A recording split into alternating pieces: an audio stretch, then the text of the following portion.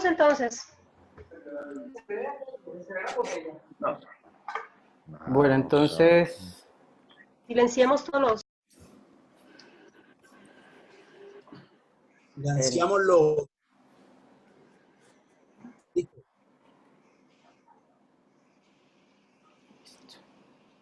Bueno, el día de hoy he querido, presentar este tema tan importante para la neurocirugía, como es el abordaje retrosigmoideo y el ángulo pontocerebeloso. Es un abordaje muy importante, uno de los clásicos de la neurocirugía que ha evolucionado de acuerdo a ella. Es un abordaje que nos permite una vista panorámica de todo el ángulo. Vemos los complejos neurovasculares en toda su extensión y además nos permite, pues en caso de tumores, podemos visualizar el par craneal de que sale del tallo hasta que sale de la fosa posterior.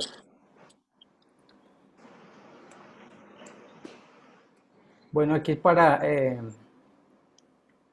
una imagen de reconforte, de que todos somos una familia, de que vamos a salir de esta pandemia, de este virus, y vamos para adelante con esta especialidad. Bueno, como todos sabemos, el ángulo pontocerebeloso nos permite tratar una N cantidad de lesiones. Él ha evolucionado, su estructura ha evolucionado con los schwannomas vestibulares. Sin embargo, también podemos encontrar meningiomas, los quistes epidermoides, los gliomas, la compresión vascular de los pares, en este caso era el trigémino, la neuralgia glosofaringea y un espasmo hemifacial. Y también podemos abordar malformaciones arteriovenosas. Bueno, la historia, esta no es toda la historia, es una historia inmensa, como ustedes saben. Sin embargo, puse los que han dado más importancia. Este señor, Sir Charles Balance, junto con Horley, fueron compañeros. Balance fue el primero que se describe que hizo una resección, que el paciente siguiera vivo, sin embargo, pues con unas secuelas neurológicas importantes, al igual que Horley. Berman fue el primero, en realidad, sino que este paciente pues falleció. Porchard habló de conservar el nervio facial.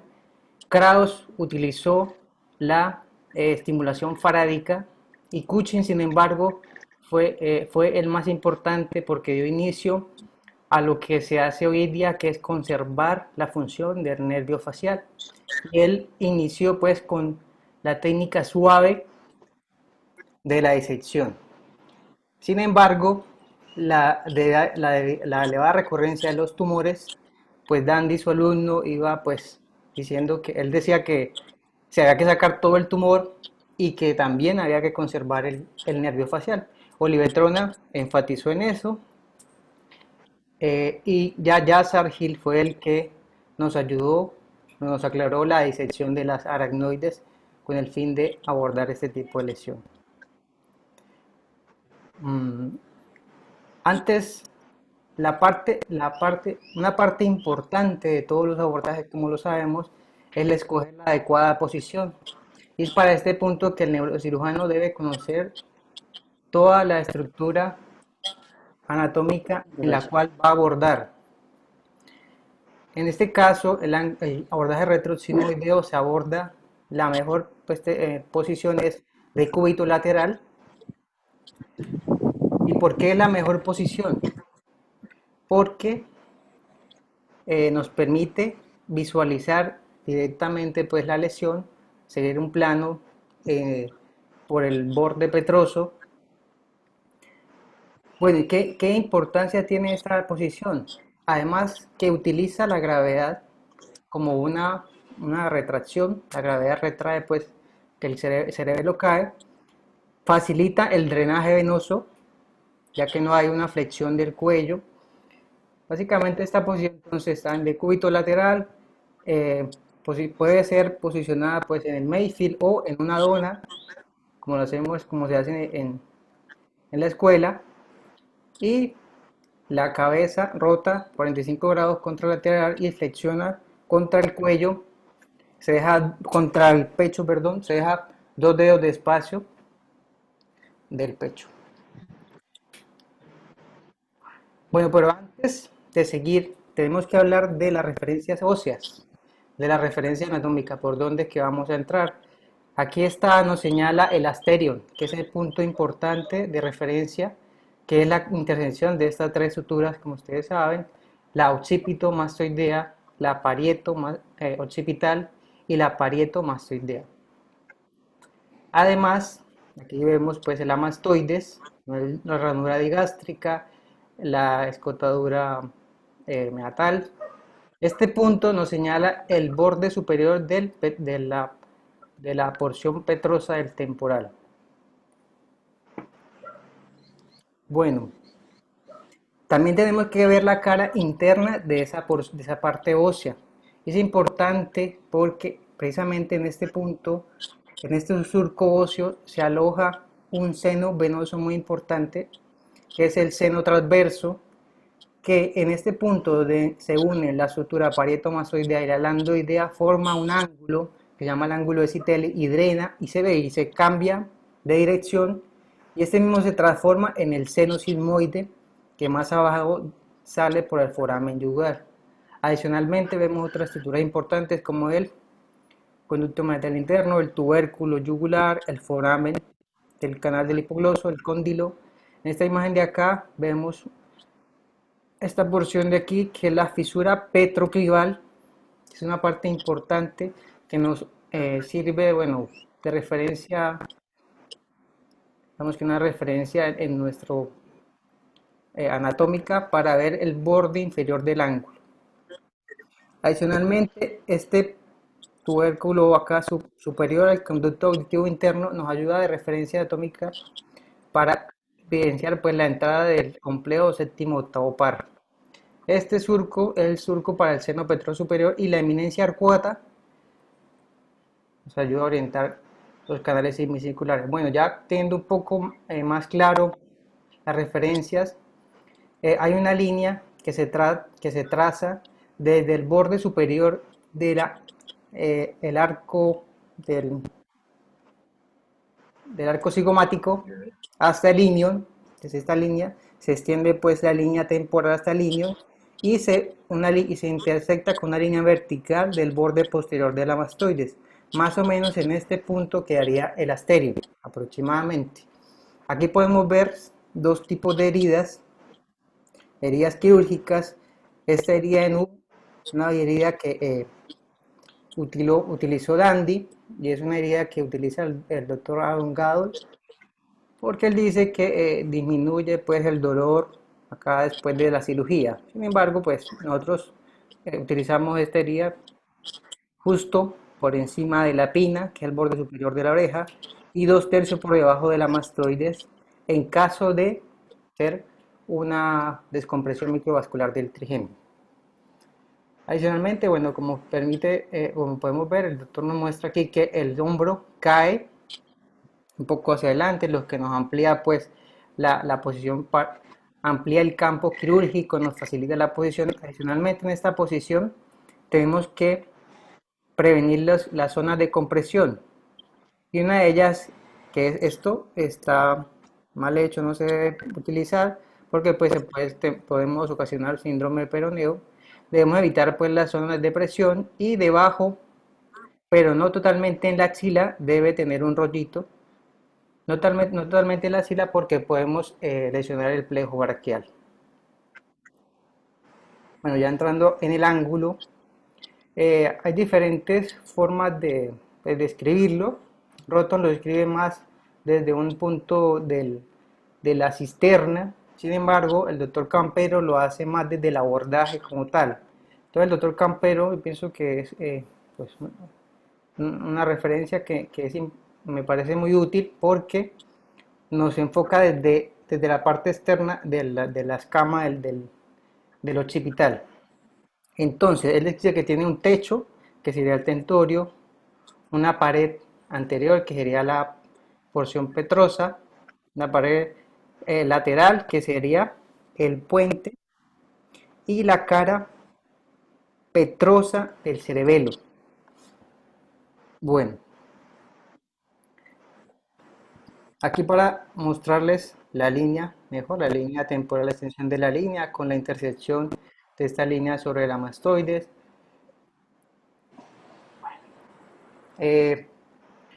La craniotomía, existen diferentes formas de hacerla.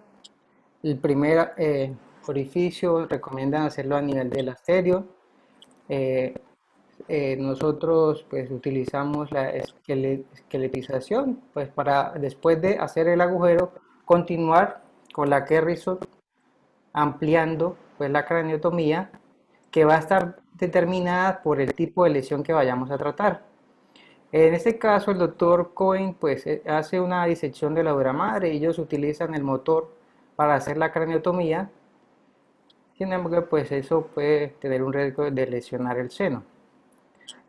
La craniotomía es importante que no es solamente la porción occipital, sino que debemos hacer una mastoidectomía parcial, que implica pues, hacer craniotomía hasta encontrar las celdillas etmoidales.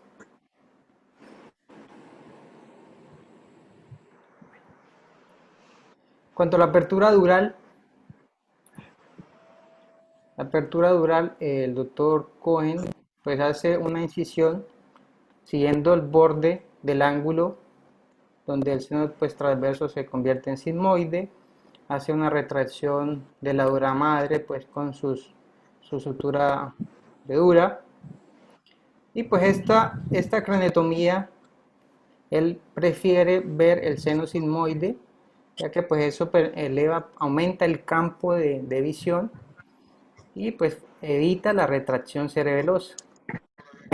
Esta parte me pareció muy interesante, no lo hacemos, pero él utiliza un guante, corta un guante y lo utiliza debajo del cotonoide, y me parece que puede ser una de utilidad porque así no lesionamos. Parece que es de utilidad esa maniobra que él hace. Bueno, como tal el ángulo pues está formado por esta fisura, que es la fisura de la cara petrosa, la fisura petrosa del cerebelo, que cuando se dirige hacia la parte medial se abre hacia arriba y hacia abajo, la parte entonces hacia arriba hacia la fisura cerebelo-pontina, y la parte de abajo, la parte superior y la parte de abajo. Esta parte superior de la fisura llega hasta la fisura cerebelo-mesencefálica, y también nos dice que llega hasta este punto donde sale el trigémino, que marca el límite entre la protuberancia y el pedúnculo cerebeloso medio. Esta fisura inferior, el borde inferior, llega hasta el flóculo, donde la mayoría de las veces protruye el plejo coroideo, que determina pues el foramen de Luschka. Adicionalmente, en esta cara vemos en la unión bulbo-protuberencial el sexto par, que recordemos que el núcleo del sexto par está en el tubérculo del facial, en el piso del cuarto ventrículo. El tubérculo del sexto par, el patético. Adicionalmente, más lateral, por la misma fisura punto vulvar, tenemos el séptimo, más lateral el octavo. Adicionalmente, hay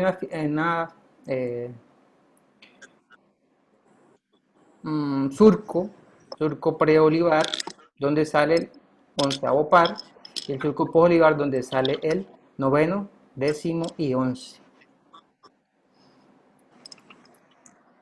Bueno, para hablarte del ángulo, las estructuras el complejo neurovascular, digamos que es una parte muy importante. cuando hacemos una resección de una lesión tumoral, hacemos una craniotomía amplia y generalmente para poder llegar a la lesión, digamos en caso de un schwannoma, empezamos a visualizar los complejos desde el más inferior al más superior.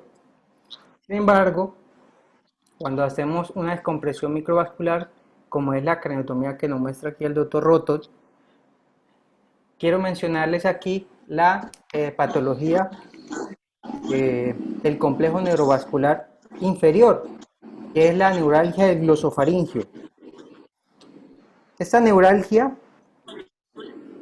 es un dolor que se localiza en el canal auditivo externo, puede comprometer la lengua, los pilares amigdalinos, la faringe e incluso el ángulo de la mandíbula. Adicionalmente, cuando estos pacientes tienen esos episodios de dolor paroxístico, en algunos casos se acompañan de efectos vasovagales, entonces pueden tener bradicardia, hipotensión, síncopes, incluso pueden presentar hasta convulsiones.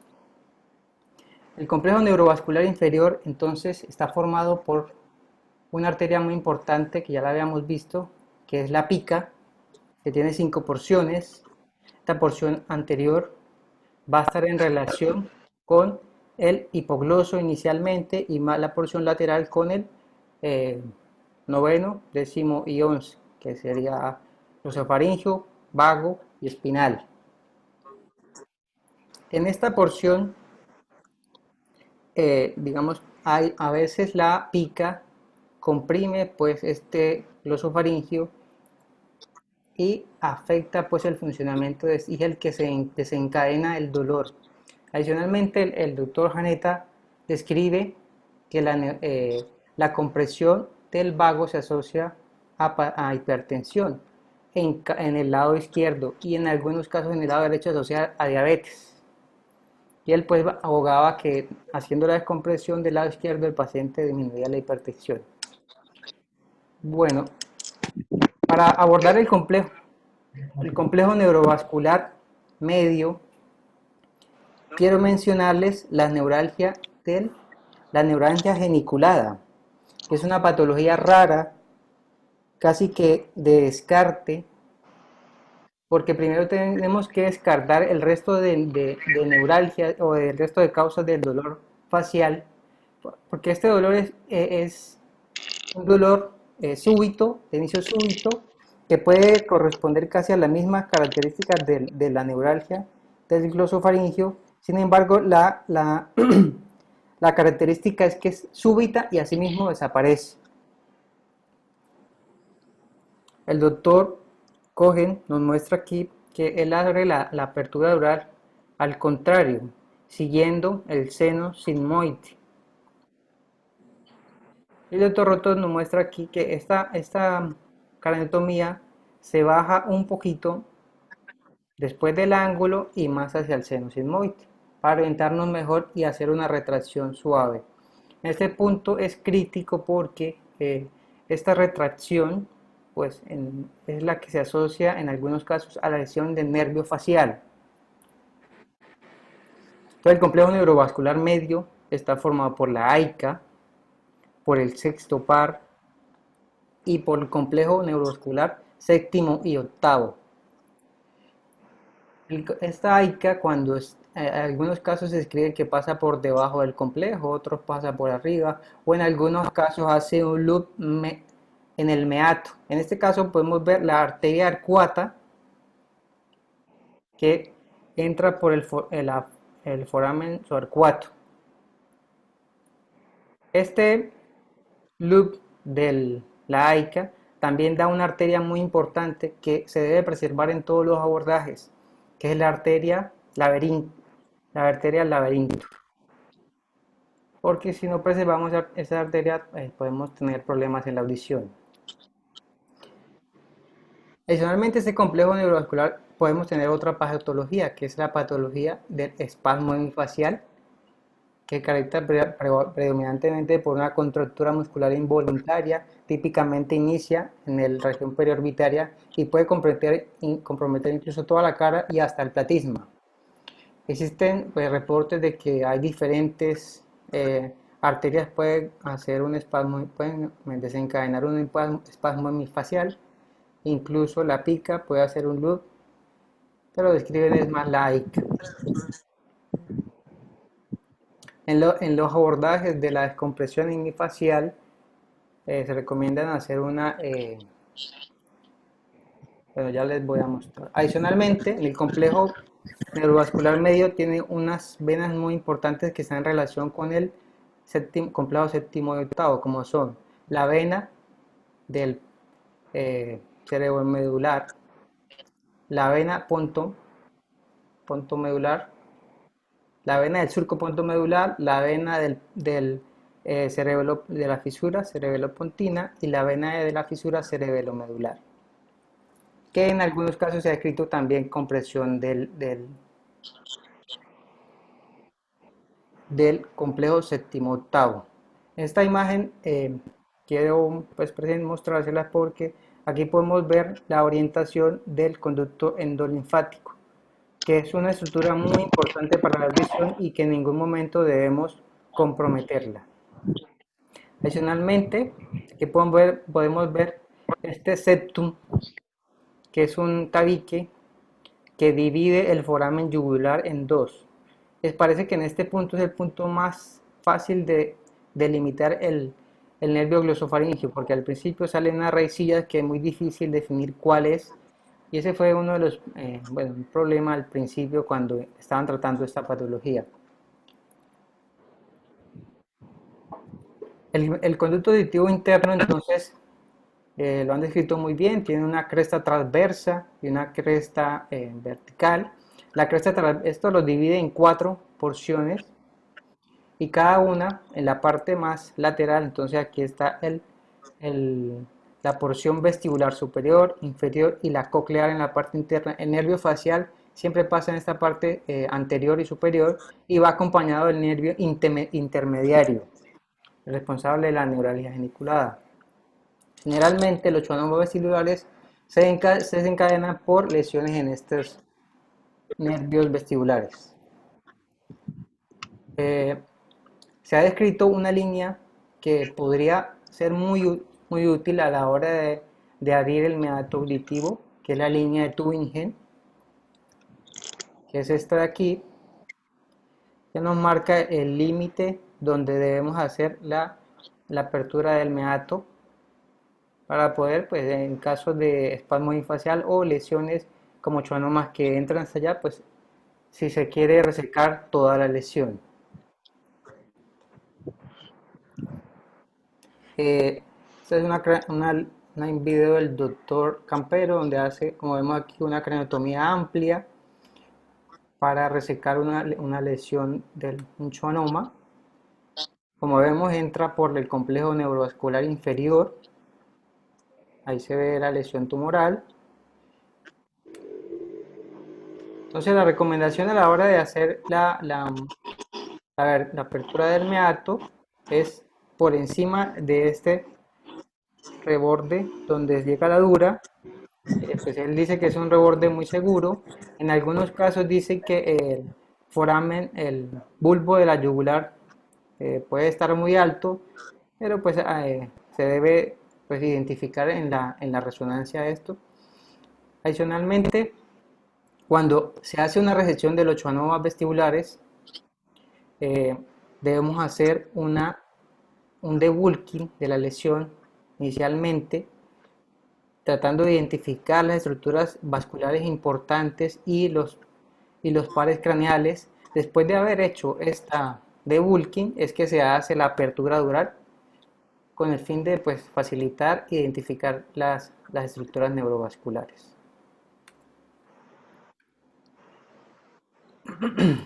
Bueno, es importante delimitar bien el tumor, sin embargo, no se debe hacer antes de hacer el debulking porque precisamente cualquier tracción a este nivel puede comprometer todas estas estructuras y no sabemos en qué posición puede estar el facial. Por eso a veces es importante abrir el meato. Se puede sacrificar esta arteria subarcuata sin problemas. Bueno, ahora el complejo neurovascular superior, como vemos aquí la craniotomía, se posiciona un poquito más sobre el transverso, siempre en el ángulo decitélico. Aquí el doctor Cohen pues hace la apertura oral siguiendo el ángulo. El complejo neurovascular superior es uno de los más importantes. Bueno, todos son importantes, pero este es el que más, con más frecuencia, porque tiene que ver con la neuralgia del trigémino. Recordamos que la neuralgia es un dolor lancinante, una clínica clásica que en la mayoría de las ocasiones se debe a una compresión de la zona la zona de transición de los oligodendrocitos con las células de Schwann. En este punto pues, se ha descrito que el trauma el trauma vascular puede alterar este nervio y causar pues una lesión ahí, desencadenar la neuralgia. Adicionalmente, este complejo neurovascular superior, además del quinto, incluyen el sexto parcaneal. Cuando estamos haciendo la descompresión microvascular del trigémino, tenemos que tener en la mente este seno petroso, que es la vena petrosa superior, que recoge todo el drenaje venoso de esta parte superior del cerebelo. En algunos casos, se ha descrito que esta vena puede sacrificarse.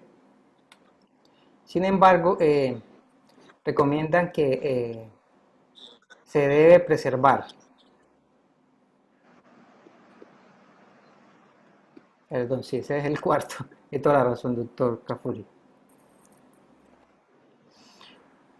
Entonces aquí vemos que la vena petrosa superior, entonces tiene la vena, recoge el drenaje venoso de la vena del superior, la fisura, de la vena de la fisura cerebrosa inferior, también drena al veno petroso superior y también drena la vena petrosa inferior. Bueno, diferentes estructuras, hay diferentes variantes que pueden comprometer el nervio trigémino. Clásicamente en este punto la AICA, pues, que es da dos ramas, una superior y una inferior. También se ha descrito compresiones de la basilar o de la pica. Adicionalmente también se han descrito compresiones venosas. Sin embargo, es poco probable. Incluso también hemos visto compresiones de la aracnoides. Entonces, porque pues, algunos pacientes tienen una aracnoides muy gruesas. Dame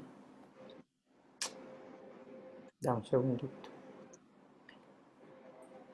Bueno, en esta imagen podemos ver la imagen del doctor Roton, donde nos muestra las cisternas que podemos encontrar en este punto. Aquí tenemos la cisterna cerebelopontina, está en relación directamente con el ángulo, y la cerebelobulbar, que están separadas por esta lámina punto vulvar. Adicionalmente, esta cisterna cerebelopontina está separada de la cisterna ambies por la cisterna punto mesencefálica. La cisterna cerebelo-vulvar, el doctor Roton describe que incluye los dos complejos, superior e inferior, perdón, la cisterna cerebelopontina incluye los dos complejos, superior e inferior, y la cerebelo-vulvar, el complejo neurovascular inferior.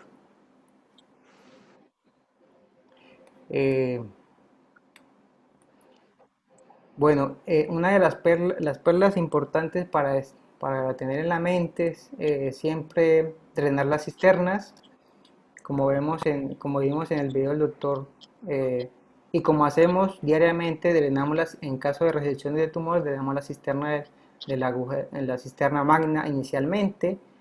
Debemos conocer exhaustivamente la anatomía. La única excepción para completar la extirpación del tumor es, como siempre se ha dicho, preservar la función. Primero hay que hacer una descompresión interna, siempre debemos liberar la aracnoides. Sin embargo, cuando estamos enfrentados a una compresión microvascular, no debemos liberarla tanta porque como ponemos el teflón triturado, pues este puede quedar libre e incluso pues podemos valernos del sellante de fibrilina para que quede fijo. Adicionalmente, pues la recesión del tubérculo supramental nos amplía pues la recesión de los tumores del schwannoma y pues en caso de que sea una neuralgia del geniculada o un espasmo unifacial. Cualquier recesión de estos tumores, pues debemos irnos entre los complejos neurovasculares para prevenir cualquier lesión. Bueno, creo que eso era. Bueno, Edwin, te felicito porque tuviste en cuenta las recomendaciones que te hice. Creo que es un tema que trataste de simplificar, siendo un tema bastante amplio. Yo quería agregarte algunos detalles. Indudablemente el primer paso, y debe ser el más importante, en abordaje de ángulo, que muchas veces se deja uno llevar por la emoción de querer ver las lesiones inmediatamente o buscarlas, y el cerebro en las mejores manos se puede inflamar mucho y edematizar e impedirte ver el ángulo. Entonces creo que hay que ser como muy organizado en los pasos a seguir. Tú bien lo dijiste, el primer paso cada vez que uno abra que vayamos a abrir el ángulo, el primer paso siempre es buscar la cisterna magna y drenarla. Que aunque a veces puede no ser tan prominente, eso nos va a ampliar, nos hace que el cerebelo baje en forma impresionante. Nada como el drenaje de la cisterna magna para poder ver el ángulo. Si no la drenas, bien, drenar es por lo menos unos 15, 20 cc de líquido cefalorraquídeo, o sea, quédate hasta que ya veas que el cerebelo baja y ahí sí empezar a hacer retracción.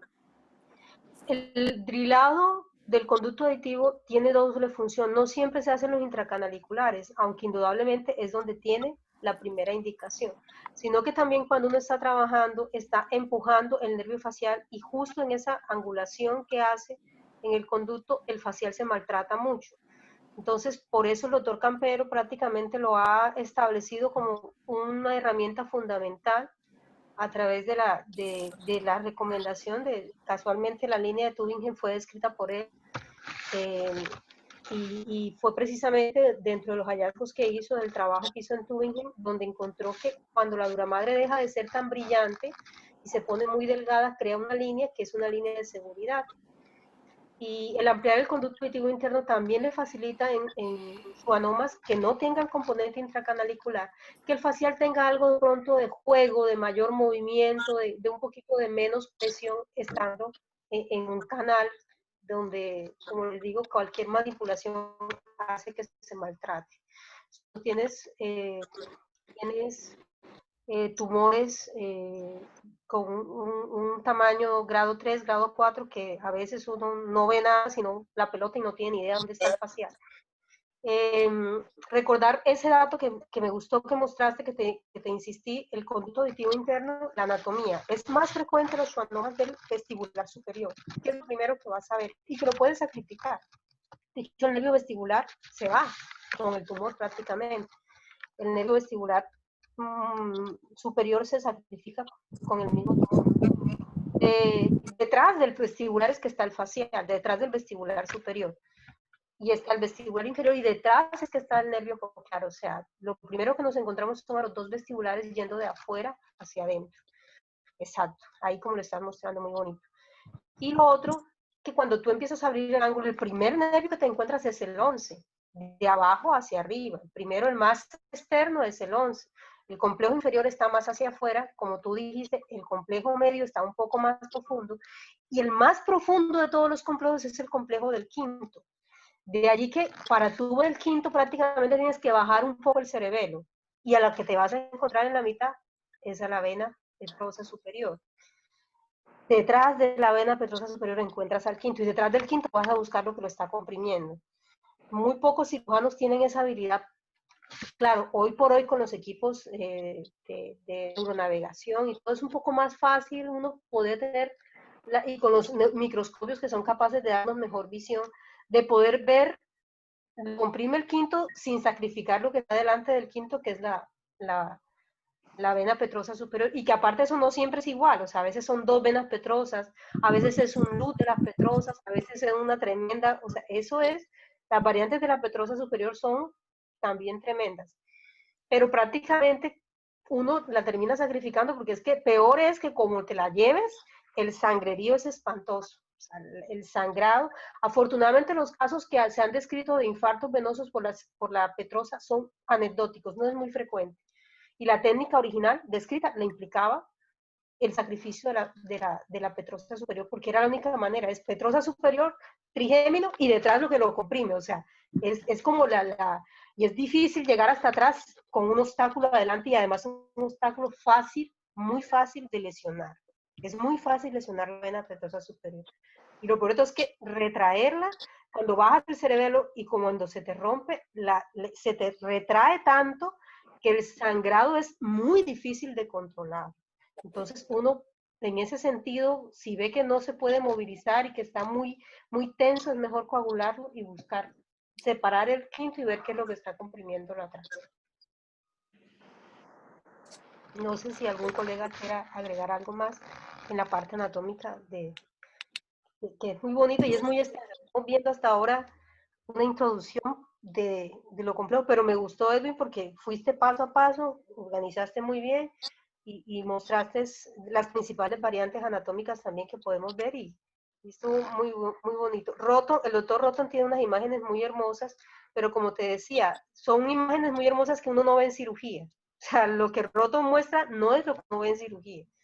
Lo que uno ve en cirugía es lo que muestra más el doctor Campero, que es neurocirujano exclusivamente en esta área, porque las imágenes son más reales. Pero el doctor Roton, muchas son disecciones en cadáveres donde los ángulos de visión que muestran, que son maravillosos, no los ves muchas veces en cirugía. O sea, eso es un ideal que no, ojalá uno pudiera verlo sin tener en medio todas las estructuras que le impiden, ¿no?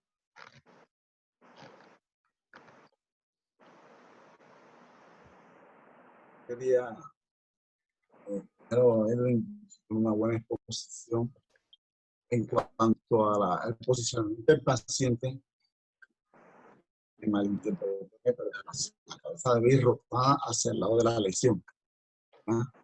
Tratando de que la petrosa quede prácticamente en sentido anterior, o sea que uno pueda ver casi que de frente los pares canales sin hacer tanta retracción.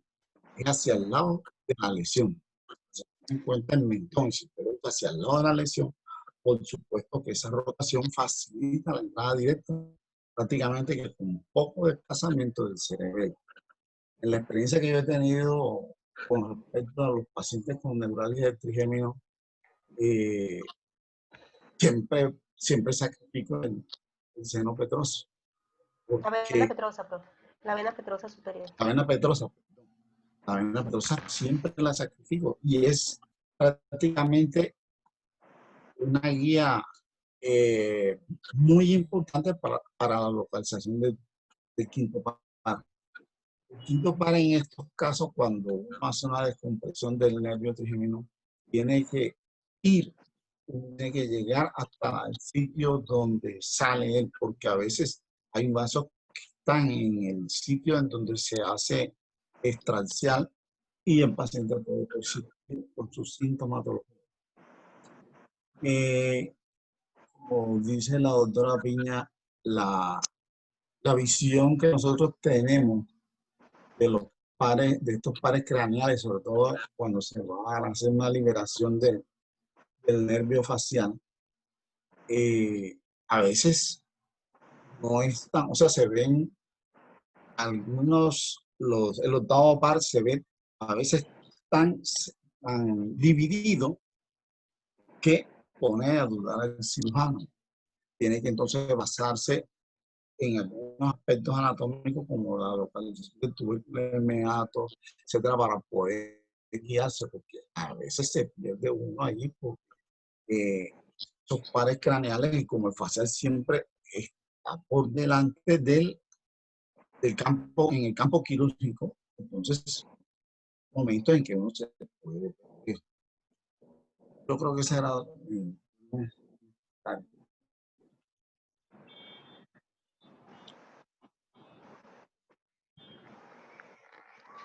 Otra cosa importante, Edwin, también, en esta angulación que hay entre el seno transverso y el seno sigmoide, casi que es una regla, ahí hay una arteria, una vena emisaria.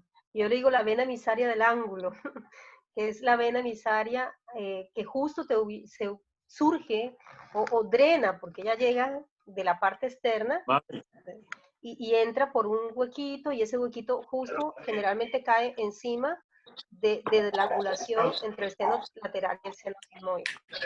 Es una vena que nos orienta para saber que debajo estamos cerca al seno, ¿no?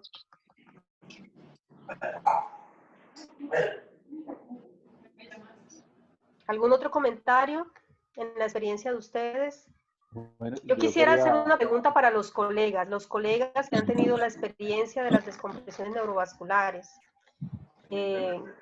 Yo puedo decir que estoy como en la curva, pero todavía no puedo decir que la experiencia es como la de los profesores o la de colegas que llevan mucho más tiempo en la práctica.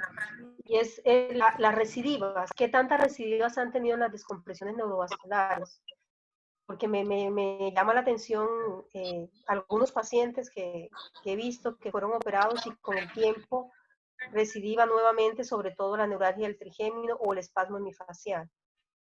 ¿Qué experiencia han tenido? Yo he visto, no les voy a decir que muchos, como 2 neuralgias del trigémino que duraron años bien y de repente otra vez recidivan.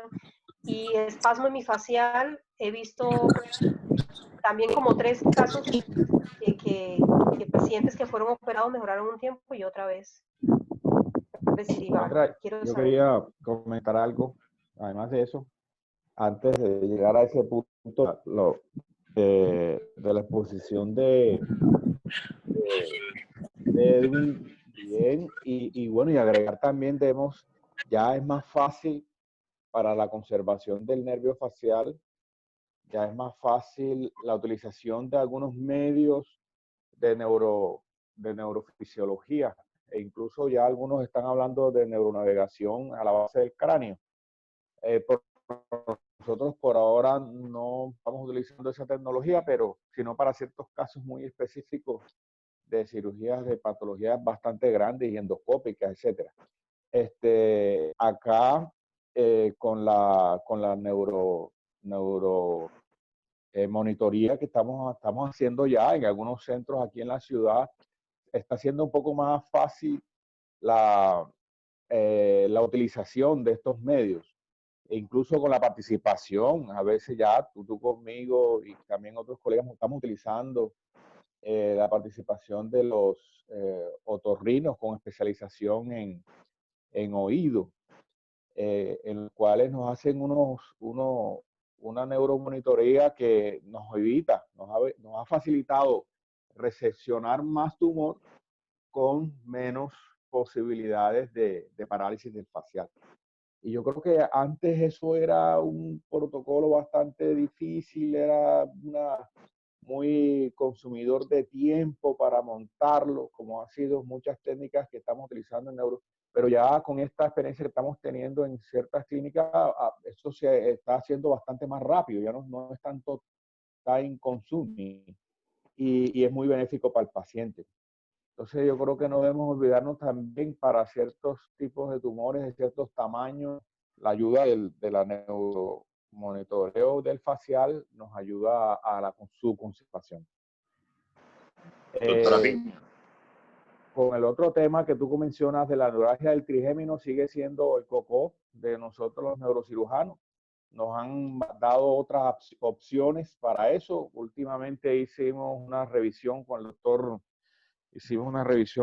Hernando Albi sobre precisamente del manejo de la neuralgia del trigémino del estado del arte. Esa la hicimos hace, no sé, como 6 meses. Ya Hernando me corregirá de pronto un poquito más. En el cual revisamos ese tema teniendo en cuenta esa situación de qué pasa con la neuralgia del trigémino con el advenimiento de la radiocirugía, los procedimientos de medicina del dolor, de radiofrecuencia, que pueden ser o moduladores o destructivos, que en última instancia el único que es modulador, el único de preservación de la función, es lo que nosotros hacemos con la descompresión del trigémino. Los demás son destructivos. Ahí entre comillas, son destructivos para que el nervio deje de transmitir el dolor. El único que nosotros mantenemos la función somos nosotros, sigue siendo el gold estándar hacerlo, tiene su selección del paciente y de ahí dependerá la recurrencia.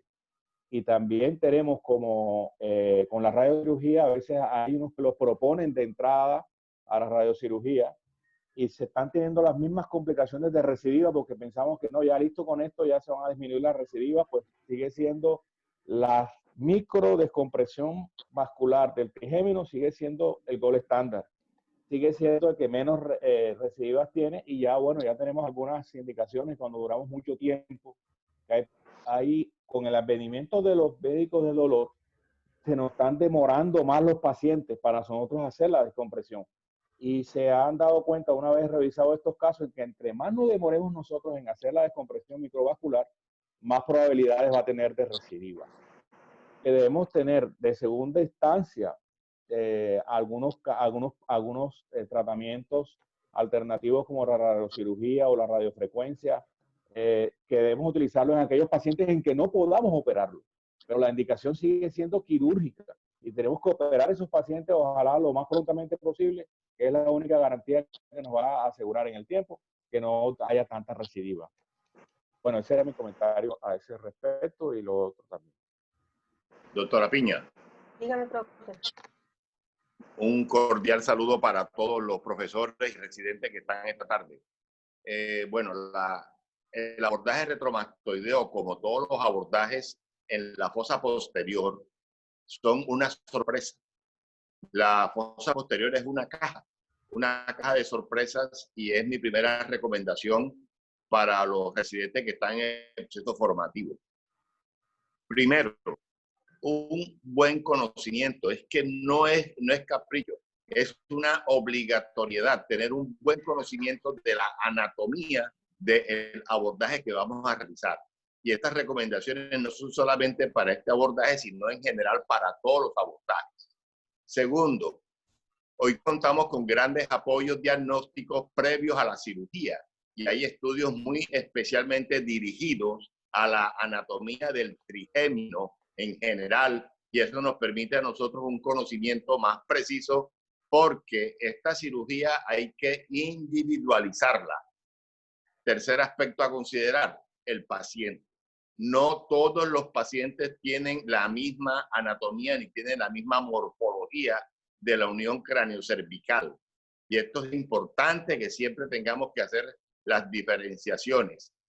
Cuarto aspecto a considerar, todo se modifica dependiendo de la posición quirúrgica que adoptemos con el paciente. Porque muchas veces estamos operando, y creo sin equivocar, que un alto porcentaje de nuestros pacientes lo estamos utilizando en posición Concord, y a veces hacemos una ligera rotación de la cabeza. Pero en posición de cúbito lateral tenemos mucho tiempo que no hacemos ese abordaje, Edwin.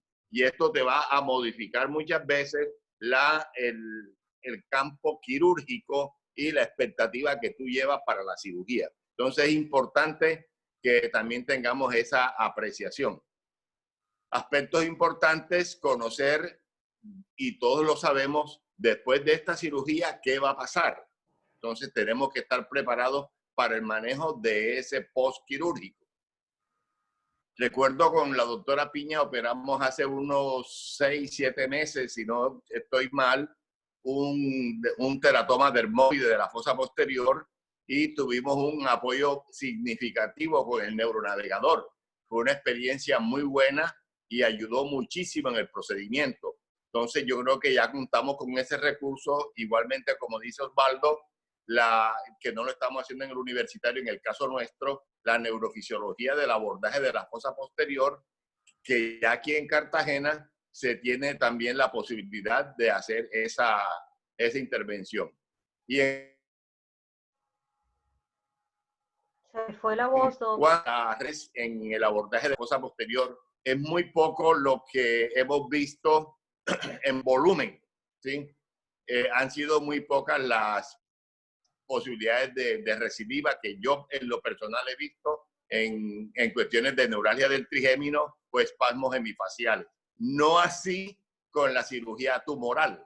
La verdad es que la experiencia que tenemos acumulada en Cartagena para la resección de las lesiones tumorales de la fosa posterior, todavía estamos en una deuda, creo yo, a veces será por alguna actitud muy conservadora, a veces por confianza. Esa es otra recomendación que les digo yo a los residentes. Jamás subestimen ninguna cirugía. Siempre va a ser para ustedes su primera cirugía y deben llevar siempre en su cabeza ese criterio. Ese es su primer paciente que van a operar y tienen que hacerlo siempre bajo la premisa y bajo el criterio que debe salir lo mejor posible. Por lo menos si no sale 100%, por lo menos no provocarle más daño del que entró al procedimiento quirúrgico. Entonces serían estas pues más o menos las apreciaciones que les podría dejar a todos los compañeros.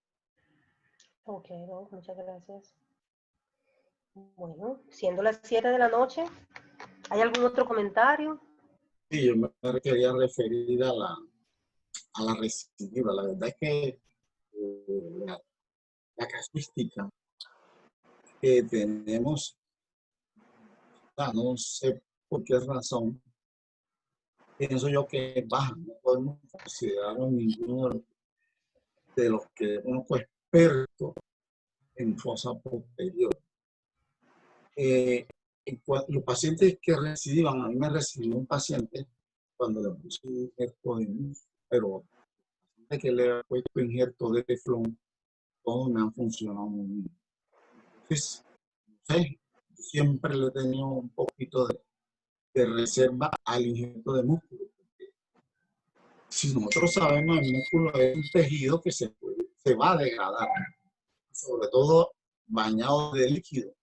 Entonces, un tejido que se va a degradar y, por supuesto, puede la posibilidad de que recidive la patología es mayor que cuando usted pone un injerto, por lo menos de teflón, que ya saben que eso es permanente.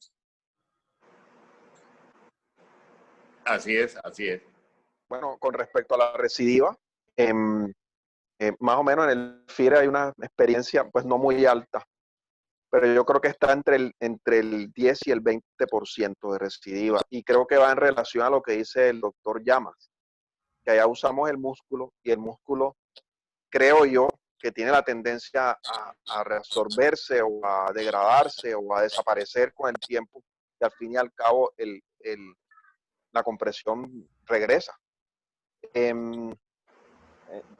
Creo que tenemos que ver la manera de utilizar el teflón u otro material que sea no degradable para evitar precisamente la recidiva. Con respecto a la radiocirugía no es la primera opción para el tratamiento de la neuralgia del trigémino, como dice el doctor Molina, y se dice que puede mejorar a partir de los 6 meses de realizada el procedimiento. Y tiene sus grandes riesgos de lesión del tallo cerebral, sobre todo que es una dosis muy alta de radiación, muy cercana al tallo. Ok. Sí, ya les iba a comentar algo también importante, Evin.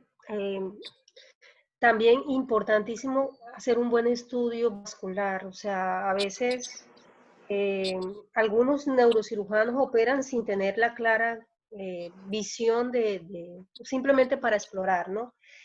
Pero hoy por hoy con las resonancias cada vez más avanzadas, lo ideal es que se haga un paciente con una neuralgia con una resonancia de pares bajos, con cortes supremamente finos, de pares, perdón, no de pares bajos, de pares en general, donde con cortes finos ya hoy por hoy se puede establecer muy bien dónde está el conflicto. Entonces, ya no es simplemente como en otra época que uno entraba a explorar, sino tratar de utilizar todas las herramientas, como dijeron los los colegas y tratar de disminuir cualquier riesgo de complicaciones. Porque es una cirugía muy bonita, pero como dice el doctor Sabogal, muy caprichosa, tiene muchas variantes, muchas cosas y el camino, a veces uno se pierde en el camino, uno se puede perder en el camino. Y cuando te quieres dar cuenta, tienes un cerebelo hinchado y te tocó cerrar al paciente y no le hiciste nada. Entonces, como le digo, ya eso se ha visto hasta en las mejores manos. Tuve la Por culpa del anestesiólogo. Hay que hacer que, sí, que el cerebelo esté bien relajado para poder uno empezar a disecar la cisterna. Sí, de todas formas, en la experiencia creo que todos vamos aprendiendo, por eso pienso que es una cirugía. Yo soy de las que digo que es tan bonita, pero también es tan rica. Es una cirugía. Yo por lo menos ya he tenido la oportunidad de trabajar con varios de los colegas y es riquísimo entre 2 y 3 yendo, precisamente porque entre más veas, entre más casos veas, más frecuente, qué bonito es cuando tienes la oportunidad de que 2 o 3 colegas entren contigo y vayan viendo, porque son muchos caprichos que tiene la fosa posterior, por decirlo así. Entonces, sí, estudios vasculares pienso que son importantes, hacer una buena evaluación de la resonancia. A veces no la reportan, a veces uno se lleva la sorpresa de que ve un conflicto y el radiólogo se le pasó por alto. Entonces, siempre aprender muy bien la anatomía imagenológica para buscar el conflicto. Entonces, creo que también eso es importante. Y yo quería, para refrendar lo que dice el doctor Samuel y la doctora Sandra, precisamente aclarar que los sitios donde hay mayores variantes anatómicas, tanto arteriales como venosas en la fosa posterior. Y de pronto es donde uno menos conoce y existen arterias tan pequeñitas pero tan importantes para